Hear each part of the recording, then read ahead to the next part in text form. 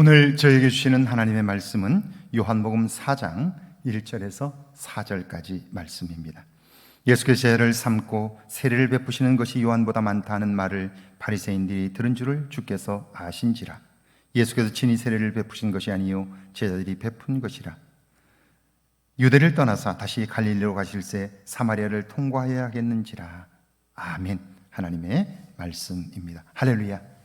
오늘도 하나님이 우리에게 말씀하시고 우리를 인도하십니다. 말씀하시는 하나님의 음성을 들을 수 있는 귀가 우리에게 있기를 주의 이름으로 축원합니다. 목회를 하면서 신기하게 생각되는 일들이 있는데 그중 하나가 이런 것입니다. 교회는 다양한 사람들이 모여 있기에 어떤 일이 있을 때 다양한 반응들이 나옵니다. 그런데 커다란 문제에 관한 이야기를 들어도 그분에게만 가면 그 문제가 작아집니다. 별것 아닌 것이 되어 그곳에서 문제는 사그라집니다. 그런데 아무리 작은 문제도 어떤 사람에게만 가면 커집니다. 그래서 문제가 말썽이 납니다. 소란해집니다. 그 차이가 뭘까 생각해 보면서 깨닫게 된 것이 마음의 기울기입니다. 마음이 부정한 곳으로 기울어지면 그 눈으로 세상을 보고 문제를 봅니다. 당연히 부정적인 결론에 이르게 되어 문제가 커지죠. 그런데 긍정적인 곳으로 마음이 기울어진 사람이 있습니다. 그에게는 어떤 말을 해도 어떤 말을 들어도 긍정적인 반응이 나옵니다. 전능하신 하나님을 믿는 온전한 믿음이 마음의 기울기를 결정한 것입니다. 1절이죠. 예수께서 제자를 삼고 세례를 베푸시는 것이 요한보다 많다는 말을 바리새인들이 들은 줄을 주께서 아신지라. 예수님께서 이스라엘 역사에 전면적으로 등장하게 되자 유다의 백성들은 기뻐합니다. 말라기 선지자 이후에 끊겼던 하나님의 말씀이 다시 선포되었기 때문이지요. 그런데 하나님의 말씀을 듣고 예수님에게로 백성들이 몰려가자 불편한 사람들이 있습니다. 그들이 유대교의 지도자들입니다. 그들은 백성들의 마음을 얻은 예수님이 자신들의 자리를 위협한다고 생각합니다. 자신들의 정적이라고 여기는 거죠. 그래서 끊임없이 방해하고 위협할 뿐 아니라 급기야 모함하여 살해하려 하는 것입니다. 2절이죠. 예수께서 친히 세례를 베푸신 것이 아니요 제자들이 베푼 것이라. 소문이란 항상 되새김질이 필요합니다.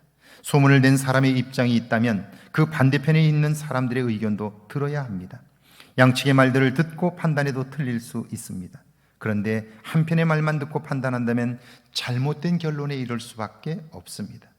예수님을 정적이라고 하나님을 모독하고 있다고 여긴 바리새인들이 예수님에 관한 소문을 듣습니다. 그것은 예수님께서 백성들에게 세례를 베푸는데 수많은 사람들이 그를 따른다는 거죠. 그런데 실상은 어떻습니까? 예수님께서 세례를 베푸신 것이 아니라 제자들이 한 것입니다. 3절과 4절이죠. 유대를 떠나서 다시 갈릴리로 가실새 사마리아를 통과하여야겠다 하는지라. 그걸 아시면서도 예수님은 논란이 될 만한 일을 또다시 행하십니다. 그것은 유대인이라면 경계하고 상종하지 않는, 그래서 사마리아 땅을 돌아가는데 예수님은 그것을 통과하십니다.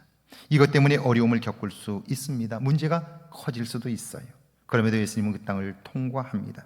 이유는 그곳에 예수님이 관심하는 생명이 있기 때문입니다. 오늘도 마찬가지예요. 오늘 우리에게 예수님은 관심하고 있어요. 우리의 생명에 관심해요. 우리가 힘들고 어렵고 커다란 풀 수 없는 문제를 만났다면 그때야말로 예수님은 우리를 방문하고 싶어 하시는 때이죠. 그때 우리가 그분에게 관심하고 그분에게 도움을 요청한다면 우리는 우리를 찾아오시는 주님을 만날 수 있는 거예요. 사마리아 땅으로 들어가시는 주님, 유대인들로부터 비난을 받을 수 있고 그것 때문에 큰 어려움을 겪을 수 있음에도 불구하고 그곳으로 들어가시잖아요. 왜? 거기에는 예수님이 관심하는 생명이 있기 때문이죠.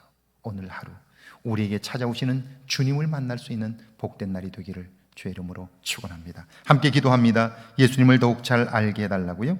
한 생명을 사랑하시는 예수님의 모습을 담게 해달라고, 찾아오시는 주님을 만나게 해달라고요. 함께 기도합니다. 하나님 아버지, 은혜와 사랑을 감사합니다. 예수님을 더 많이 알게 하시고 그분과 더욱 긴밀하게 하옵소서. 한 생명을 사랑하시는 예수님의 모습을 담게 하시고 오늘도 나를 찾아오시는 주님의 음성에 귀를 기울이게 하시고 그분에게 관심하게 하옵소서.